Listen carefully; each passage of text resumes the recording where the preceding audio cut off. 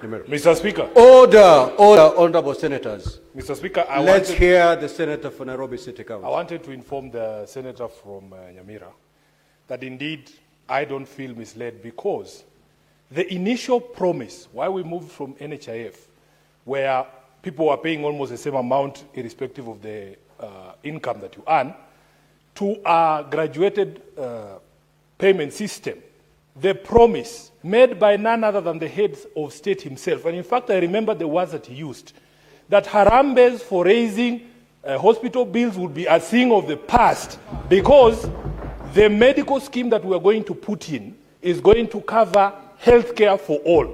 And there was no rider. At that particular moment in time, nobody told us, Honorable Speaker, that it would be for 10% or a portion.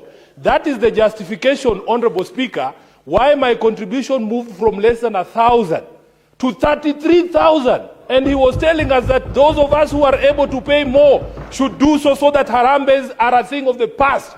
Are Kenyans still holding harambes to fund Medicare? Yes, they are. Therefore, SHA is not working.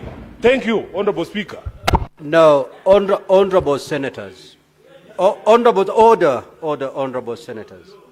Honorable senators, we just to guide the House, sitting in Turkana County, we went through a set of laws that gave birth to SHA.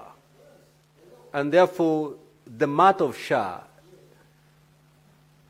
is no longer based on a promise that was made somewhere. It is based in the law. So in that particular law that this House took part in passing, did you pass in that law that when someone checks into a hotel, or if someone becomes sick, or someone undergoes a certain procedure, and that certain, the bill comes, for example, $1 million, under that law, did you pass that the entire amount was supposed to be covered by SHA, or under the law you passed, it was a percentage of the total amount? I want to be referred to the law, not to a promise that was made somewhere. Speaker, if you remember, and the answer can bear me witness, I am one of those people who opposed this particular legislation, Honorable Speaker. And there is something in law called obtaining by false promises and pretenses. Speaker, even as late as 2 weeks ago, the President was telling Kenyans that if you go to hospital and you are asked for money, you report that person to the nearest police station.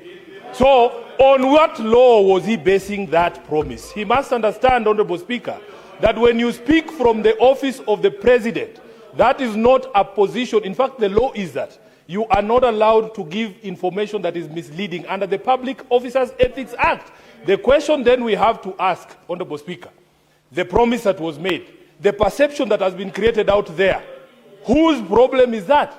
Personally, I voted against that law, and I brought amendments to that law on this particular floor, including one to cap the limits of the contribution. But they told us, no, increase your contributions so that those of us who do not have income are able to get free Medicare. That is how it was sold.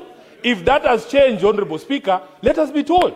But I know what I voted against on this floor. I know the amendments that I brought, and some of these hecklers here are the ones who voted for this law, and they are here telling us SHA is working. Senator, and people are dying in the states. Order, honorable senators, order. Now, Senator for Nairobi City County, kindly withdraw the word heckler. A few minutes ago, the Senator for Nandi referred you to a heckler, and I refused that term to remain unanswered. Kindly proceed to withdraw. Yes, Mr. Speaker, they say what's good for the goose is good for the gander. I will withdraw heckler and replace with heckling. Very well. Now,